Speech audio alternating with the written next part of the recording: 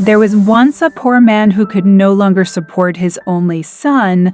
One day, the young man said to his father, "Dear father, I see how hard things are for us. I'm a burden to you. Let me go and earn my bread." With a heavy heart, the father gave his blessing and bade his son farewell. The youth set out, and at that time, the king of a vast kingdom was at war. The young man enlisted in the army and proved his courage on the battlefield. When their leader fell, the soldiers were ready to flee, but the youth stood firm. "We cannot let our fatherland fall," he cried, rallying the troops. Inspired by his bravery, they followed him, turning the tide of the battle and achieving victory. When the king heard of his valor, he rewarded the youth with treasures and made him a trusted figure in the court. He rose quickly to prominence, admired by all. The king had a daughter of extraordinary beauty, but her heart was bound by an unusual vow.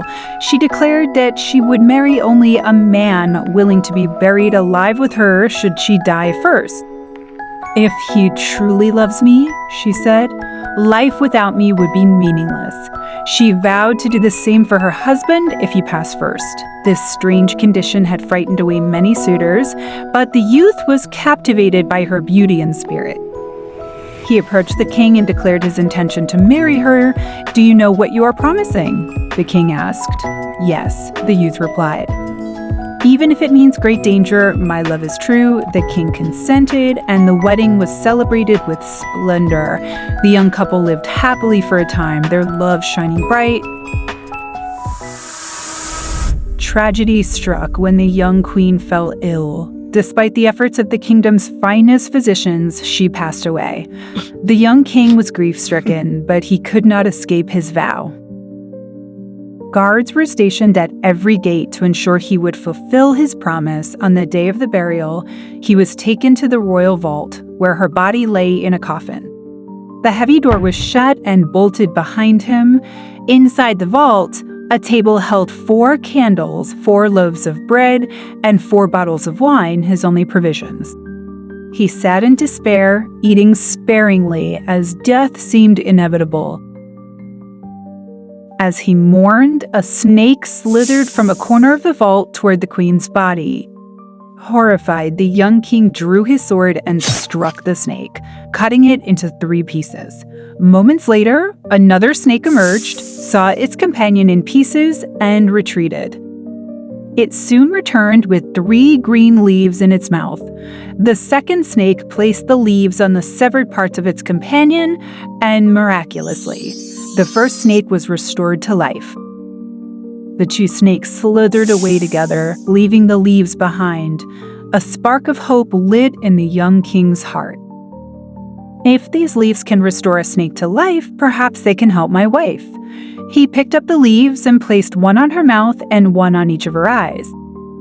To his amazement, her blood began to flow, her cheeks regained their color, and she opened her eyes. "Where am I?" she asked. "You are with me," he said, his heart full of joy. He gave her bread and wine, and when she had regained her strength, they knocked on the door of the vault. The guards, shocked to hear the noise, informed the king, who rushed to open the door himself. Finding his daughter alive and well, he wept with joy.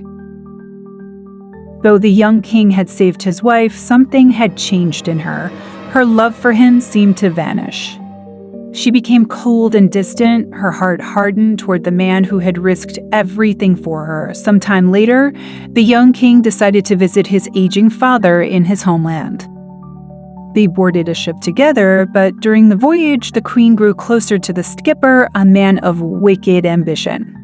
Forgetting her husband's sacrifice, she conspired with the skipper to rid herself of him. One night, as the young king slept, the queen and the skipper seized him. She held his head while the skipper grabbed his feet, and together they threw him overboard. Now, the queen said, "We'll return home and tell my father he died on the journey. I'll praise you so highly that he'll marry me to you and make you heir to his throne." However, the king's faithful servant had seen everything. Secretly, he lowered a small boat and followed the ship. Fishing his master's body from the water, the servant used the 3 snake leaves to revive him. The young king gasped for air and opened his eyes. Grateful and determined, he vowed to confront the treachery. The young king and his servant rowed tirelessly, reaching the old king's court before the ship arrived. They explained everything to the king, who was heartbroken but resolved to uncover the truth. When the queen arrived with the skipper, she feigned grief and told her father that her husband had fallen ill and died during the voyage. If not for the brave skipper, she added, I might not have survived. The king listened silently, then said, let us make the dead live again. He opened a hidden chamber, revealing the young king alive. The queen turned pale, fell to her knees, and begged for mercy.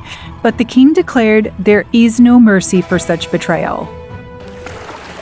The queen and the skipper were placed in a ship with holes drilled into its hull and set adrift. The sea soon claimed them both. The young king remained at the court, his loyal servant always by his side. He ruled wisely, and his experiences shaping him into a ruler who valued love, loyalty, and justice above all else.